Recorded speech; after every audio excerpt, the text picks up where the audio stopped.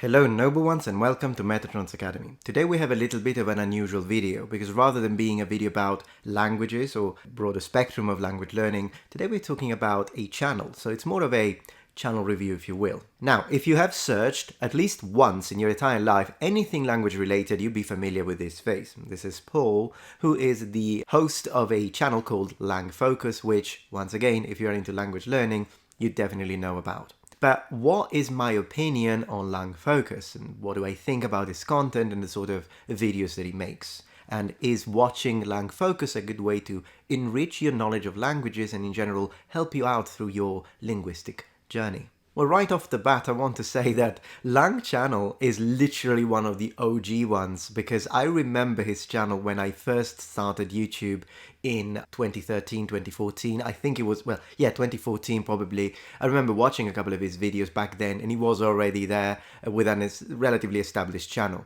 So this guy has been doing this for a very long time. He seems to be a very passionate individual when it comes to languages. Now, I'd like to say immediately, LangFocus is a fantastic channel and I will be leaving 5 links in the description to 5 videos that I've specifically selected among the videos that I've been watching lately that I think you should totally check out. These are fantastic videos, he does a great job, and the level of information that he shares with the public is literally academic level, in the sense that I don't know what level of qualification this gentleman has. He strikes to me as a linguist. Get more on that in a second, but I don't know if he actually has formal training. I don't know if he has like a degree or if it's just a passion. But whatever the case, whether he has a degree or not, the level of information and accuracy of relatively deep topics as well when it comes to linguistics and the history of languages, whatnot, and the differences, comparative key also, there's very much of a comparative level theme on his channel. It's something that I would have used as a professional, particularly when because now I'm not teaching in school anymore, but I used to teach through the EU funds of university and research, and back in the day I would have totally used some of the videos that I've watched recently from his channel as I was teaching my students, or even when I was training language teachers, which was again one of my job requirements or some of the things I took care of. Another thing I like about Paul is that differently from what you would get at a university, is that he has a sense of humor that I personally enjoy. Now, I understand that some people, not everyone might be into that sort of way of making jokes. For example, this one. And my name is Paul. Today we're going to focus on the 2 major varieties of Portuguese: real Portuguese and fake Portuguese. Now speakers of both varieties love me because they're sure I just called the other one fake. Personally, when it comes to me, I think it's brilliant. It made me laugh. It makes everything a little more lighthearted. So I think he's a good presenter as well as an informer. So his channel is very informative. At the beginning, as you noticed, I used the word linguist, and I'm specifically saying it as opposed to the controversial word polyglot. So I don't know if this guy actually speaks many languages, because it's not really that kind of channel.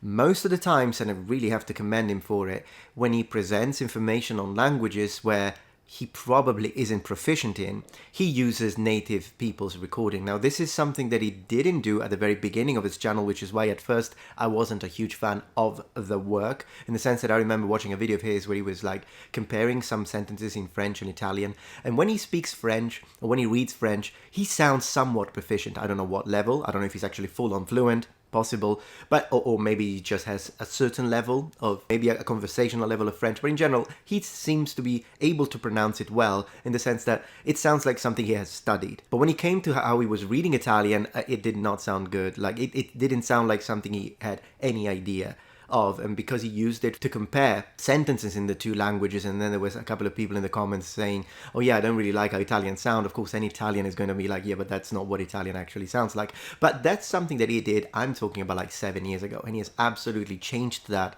and he doesn't do it anymore, and he probably changed it pretty soon in his career, to be honest. And right now he mostly uses native recordings, and even though occasionally he will read a word, even if it's a language that he's not proficient in, which is, there's nothing wrong with that, he uses it in key moments where it actually makes sense and it's fine. A very important thing I'd like to say, particularly with Asian languages, but in general, even if you listen to a sound in a language, whether it be Portuguese, Japanese, Korean, Mandarin, Italian, Spanish, you hear it once, you're not proficient in the language, and then you try and repeat it, a person who isn't skilled enough will not understand that they are actually not replicating that sound, even though they think they are. But he doesn't do that anymore. And as I say, only occasionally, and when he does it, it's fitting. So that was the only kind of complaint that I had with his channel at the beginning of his career, but he doesn't seem to do it anymore. So I think it's pretty good. But I don't know if he's actually someone who speaks many languages. Maybe. But as I was saying, he strikes me more as a linguist. So what is a linguist? Well, a linguist is a person who knows a lot about languages, but a lot of linguists don't actually speak those languages. Now, given you do have linguists, for example, Luc Ranieri, 100% linguist, and he also speaks many languages, and I can attest to his Italian, really, really good. His Japanese is, I don't know how fluent he is in Japanese, but we have had some full-on phone calls in Japanese with him, so he definitely has at least an intermediate level in Japanese. I don't think he speaks Mandarin. He knows about Mandarin, of course, but his Latin is phenomenal. His Greek is great. So Luc Ranieri is one of those people that he's a linguist, but he's also a polyglot, if we want to use the controversial word. I know that there isn't a set definition. There are a lot of fake polyglots out there who basically corrupted this word. But in general, he is one. Paul strikes to me as a full-on absolute linguist, but who maybe knows one or two languages, but I don't know if he knows many languages. That's actually something, if you know, please let me know if he even, does he speak anything fluently apart from English?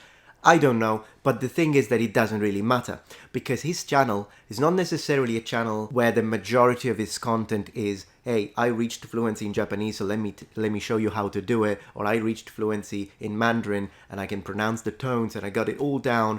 Let me show you how to do it. It seems to me that it's more a channel where he's providing his informational content when it comes to the study of linguistics, phonology, and lots of other things that come with a baggage of, I want to learn more about a language, possibly as I'm also studying said language. And if you want to do that kind of content, then you don't need to be fluent in, I want to say, Korean, or you don't even need to know anything about Korean when it comes to your ability to speak, but you can study about Korean and then make a presentation about it. It's absolutely fine.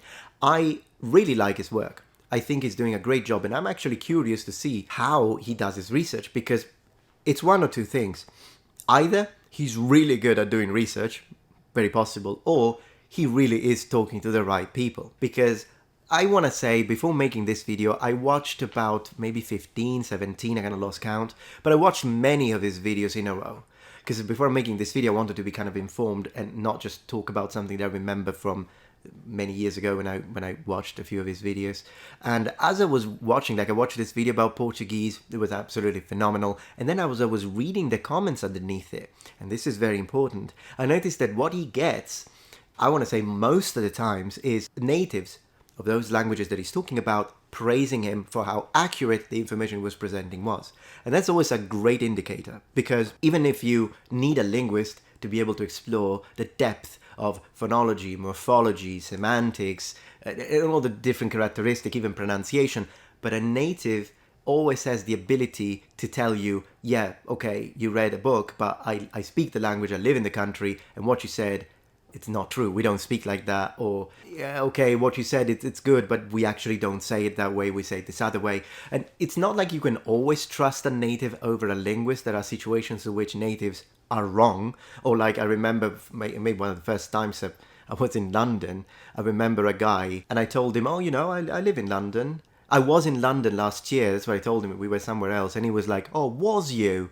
Which, it's not great grammar, should have been were you, but he's a native. So, you know, you can't always trust natives. But when it comes to a situation like YouTube, where, of course, you're broadcasting to a large audience, particularly with a channel his size, and then you have a lot of natives, and all of them praise him for what he's saying, there is a much higher chance, statistically speaking, that what he's saying is correct, even though me, for example, I don't know anything about Portuguese, but now I'm starting to learn a little bit with this series that I've had on my channel, but I wouldn't be able to tell if what he's presenting is correct or not. But I noticed that, you know, people seem to really enjoy what he's doing, and in general, for the stuff that I do know and I'm proficient in, so far I haven't found one single mistake. Given I haven't watched all of his videos, which is why there are things that I don't know, and maybe he has made a video where he said, by the way, I speak French and spoke French for the entire video. I don't know. But what I do know is that through the I want to say 15, 17, 18 videos that I've watched from him. The guy's doing a great job. So if you are interested in learning more about languages, I think LangFocus